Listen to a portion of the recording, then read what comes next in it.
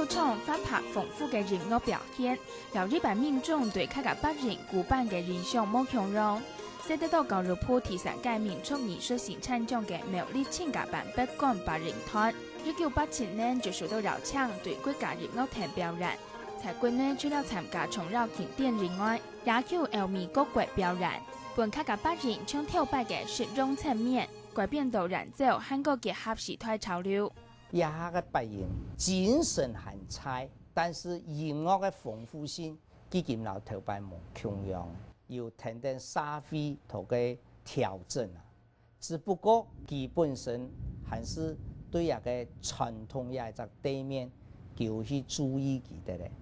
客家八人跳擺對各種經典地圖，擔任重要嘅角色。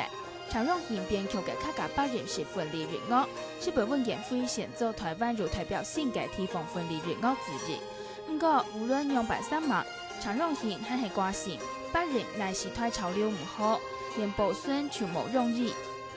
職場上啊，就等於講嘅個職業上嘅一啲目錄提示，因為佢都冇在一個所謂產業上發生問題啊，等於講，而且個客家嘅文化